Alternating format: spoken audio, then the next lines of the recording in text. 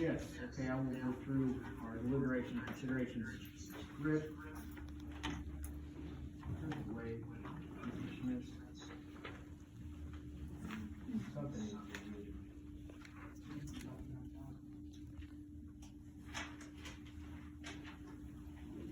Is that better?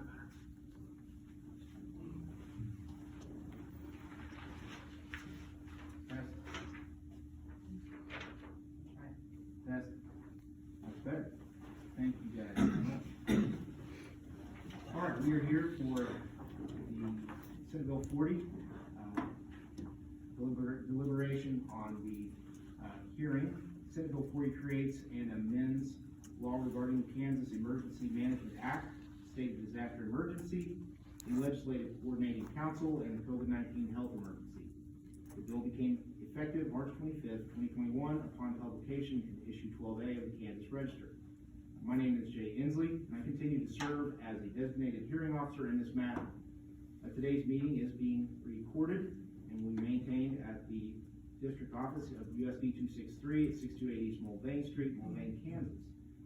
Today we are here for the USD 263 Board of Education to have an open deliberation on the requested hearing by Mrs. Payton representing several others. No guests will be allowed to speak. Any person who interjects or disrupts this meeting may be asked to leave the premises. The board is to deliberate based on evidence already presented, both in testimony and the artifacts submitted. I know that we've received numerous correspondence as a result of the hearing. The board is charged with the ultimate responsibility to determine how we proceed. The law requires districts to employ the least restrictive means possible to achieve the objective of maintaining a safe education environment during the pandemic. So two key phrases: least restrictive while maintaining a safe education environment. The original request is as read below. I'm going to go verbatim as the request was provided. So forgive me, take just a little bit of time. As aggrieved parents, guardians, and students in the Mulvane, Kansas School District, we hereby request a hearing within 72 hours to contest the actions conducted by the district and or its employees. Despite Kansas Senate Bill 40, Section 1, 3, during any such disaster emergency, the State Board of Education, the Governor, the Department of Health and Environment, a local health officer, a city health officer, or any other state or local unit of government may provide guidance, consultation, or other assistance to the Board of Education of the school district, but shall not take any action related to such disaster emergency that affects the operation of any school or attendance center of such school district. Dr. Ensley announced on March 25th, 2021 in a YouTube video that mask wearing will be retained because the quarantine criteria has not changed.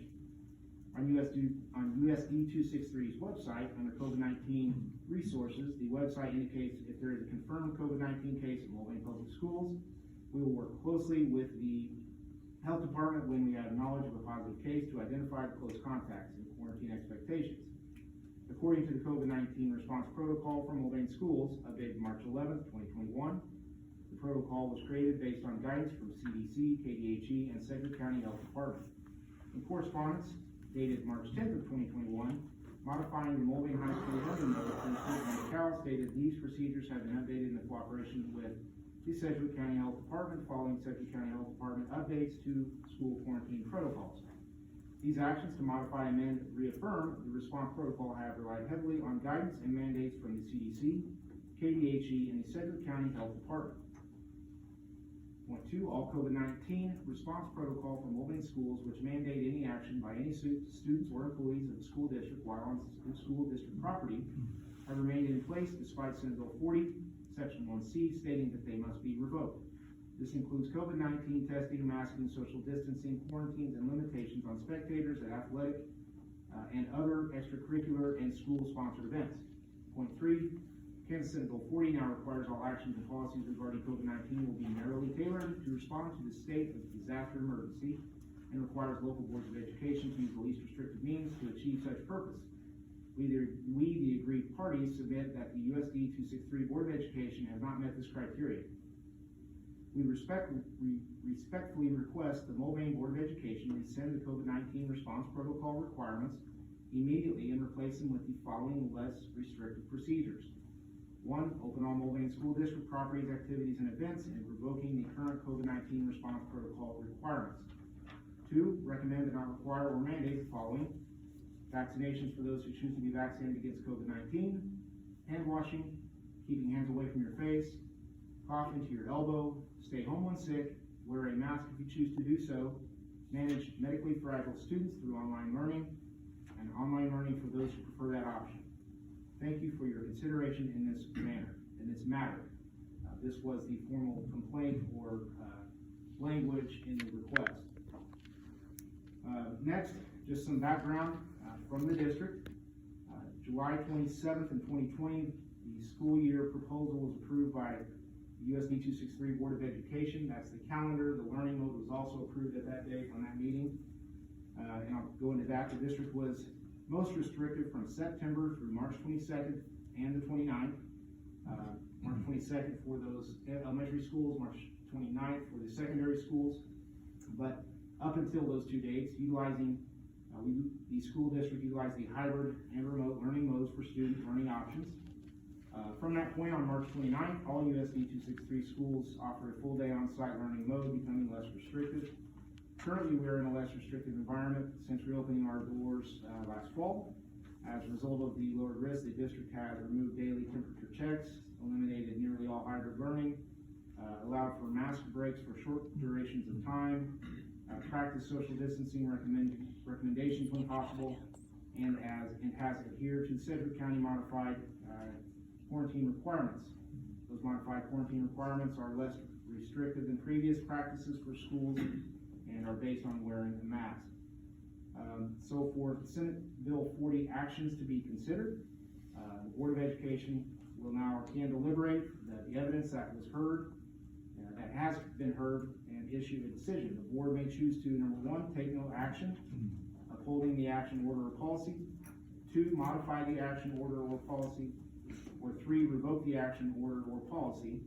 The board will issue a decision within 7 days after the hearing was concluded, which was April 13th.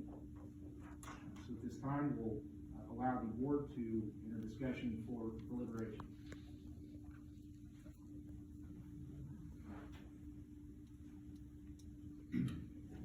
How do I unmute this here? There. I guess I'll just say my piece real quick about this. You know, as Dr. Ensley just said, we sat on the stage at high school for several nights, deliberating, just trying to get kids back in school full time because that was important to the community and to us as well.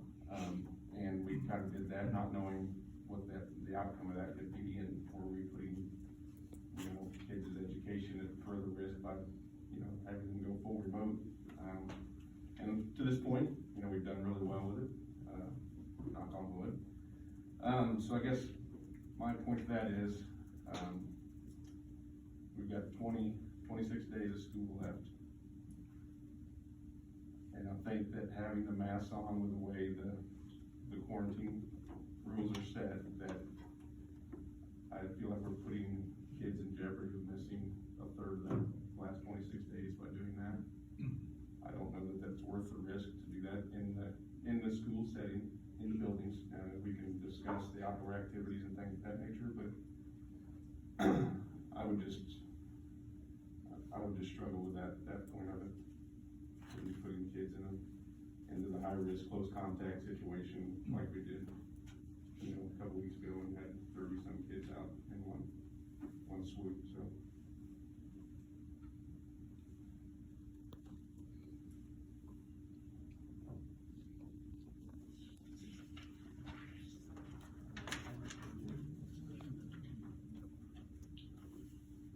I think when we had our discussions to put the students back in school full time, we did that going from halftime with masks, whatever, but I think the intent. It has not unmuted, I'm sorry. Just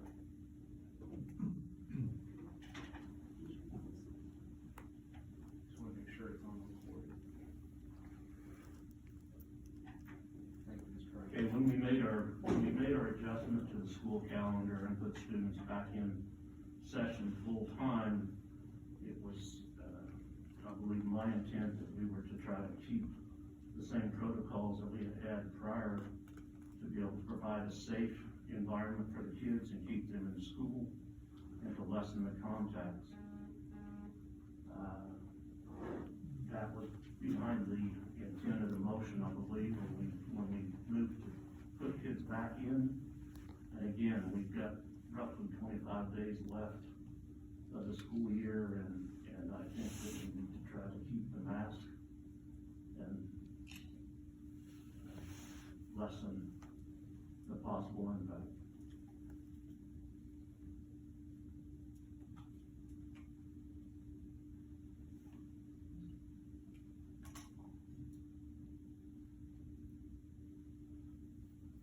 Okay, so we're trying to lessen the possible impact. We put it back to school, we had one little incident. I personally don't think we're gonna have any more. I can't say that for a fact. What are we gonna do next fall? Oh, we're gonna mask again? No, I don't think so. This is ridiculous. I think we've gone far enough.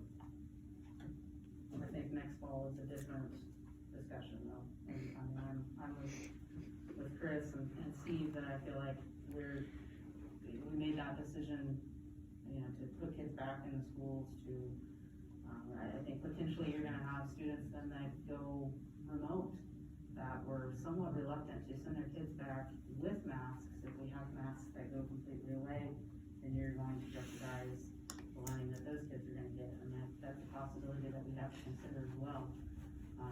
And everybody agrees that remote's not the best option for students.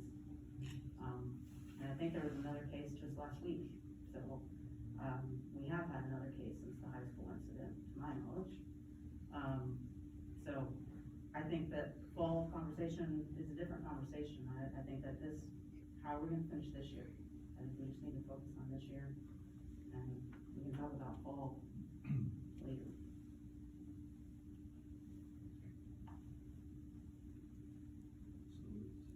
I don't wanna be redundant. I think there's two big things for me that I'm concerned about. Number one is the district and the community has done a phenomenal job this past year, keeping politics out of our discussions and kind of decision-making. I think that Senate Bill 40 unfortunately has continued to try to divide the community and divide teachers, divide students, divide board members, which, you know, everybody can make their own decisions, but ultimately I think it's unfortunate that Senate Bill 40 was put together the way it was.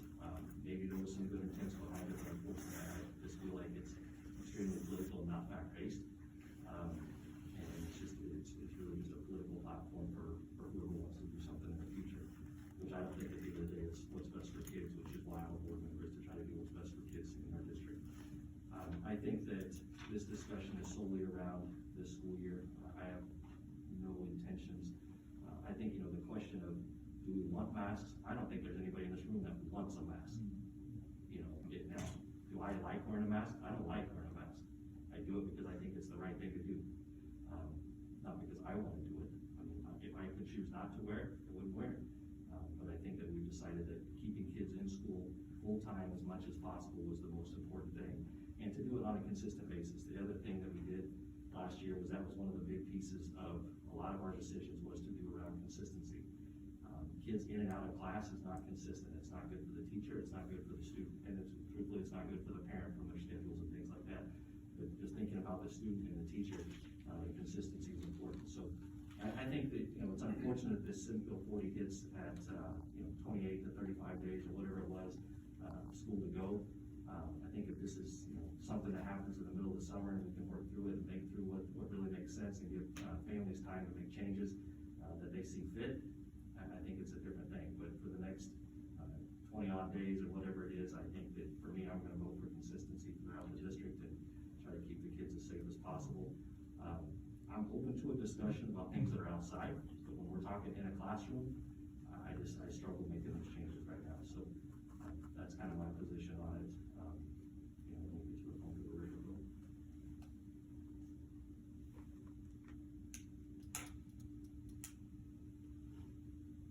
Any other comments or thoughts from the board?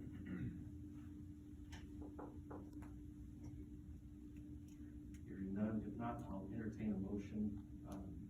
If somebody wants to make a motion, again, the three options that the board has is is to take new action to change the current, protocols that are in place. We could modify the protocols that are in place, or three, we could, accept, I think the right word is the hearing complaint, request. If we look at modifying the mask on outside, would that need to be a separate discussion after we pass to affirm or deny the first, I think, or remove it? there can be a motion to, have a discussion now, and if we wanna have that, which I think we need to have it true in public, so I mean, if we wanna have a discussion around, could we modify it, and if so, what would that modification look like? Absolutely, we could have that, and then that could be the motion, is to modify the current, protocols that are in place with these changes. Talking about 40 minutes, or talking about recess? I think outside's outside to me personally, and a student's a student, whether they're in activity or athletics or on recess. To me, I think the one thing that I would still be concerned about, and would want to at least be clear with families, is if you're at an outside event and you're unmasked, and there is a close contact situation, you become in that high-risk category, and then you would, have a potential of missing school because of that. So, again, that could be the choice that they could decide to make if they want to, but, we have, in activities that I see that go on right now, there are students in our district that are outside, with no masks on. Heersche has allowed that, they have some kind of back, some guidance behind that, but ultimately, they are allowing it. So, for me, if we're allowing it for those activities, and, or recess, or, I don't know how micromanaging we're trying to get up here on this deal, but I mean, if a teacher chose to take their class outside, whether it's PE or science class wants to go out and do something outside, to me, outside's outside, and inside's inside. And so I personally don't wanna get into the weeds of trying to tell the district or tell the teachers on a daily basis how to manage their class. But I'm very open to a conversation of inside and outside, on the mask piece. Again, I don't like masks, but I think they've helped. I think the reason we've had success in our district is, thanks to our community, thanks to our students, thanks to our teachers, and thanks to our admins. We talked about that. One of our maybe downsides is we've had so much success, but all of the different pieces, whether it's masks or hybrid or whatever, I think the district has had success this year without having to go fully remote, but all that being tested. We're always trying to move forward the best we can and get back to normalcy. I'm excited that we're having graduation. I'll say on time. I'm excited we're having prom. I'm excited that there's spring activities for middle school, high school. Excited we're even outside for recess. So, but that's, again, yes, we can have that conversation. If somebody has some ideas behind it, and make some motion on it. So if we're to look at outside activities, it would be a recommendation to allow mask or not on outside activities for Resolution 263. That's the motion.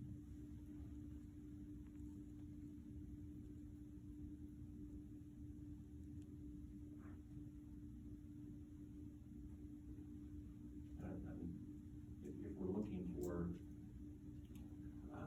medical advice or support, I would say that I think it's a fair assumption that we have medical experts that would support that at an outside event or an outside situation. They would still, I'm assuming, based on conversations, probably still highly recommend the quarantine type practices. But ultimately, like I said, they support, having the support of our task force medical experts that we've used, that are even local. They have been supportive of our outside activities. So if the board were to choose that, I think we could have further support that direction too. If somebody was to challenge why we're doing that.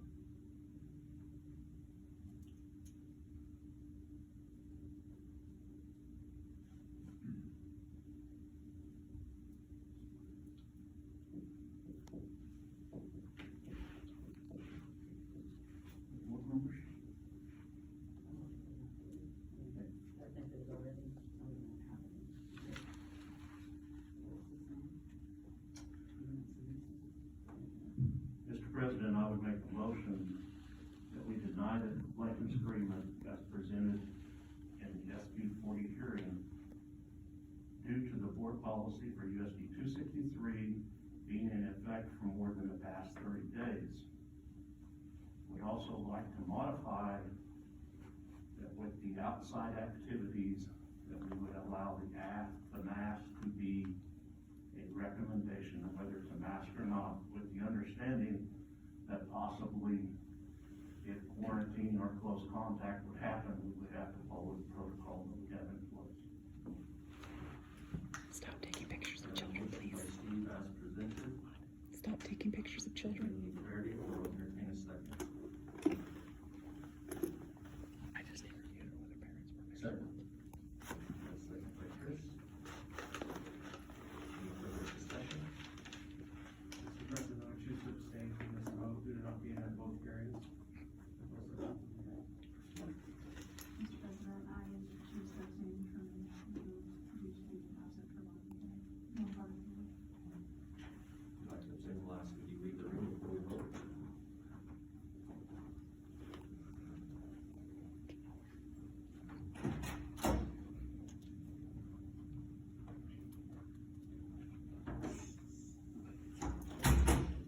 Okay, we've got a motion by Steve and a second by Chris. Any further discussion? All in favor? Opposed? Motion passes 4-1. Okay, congratulations.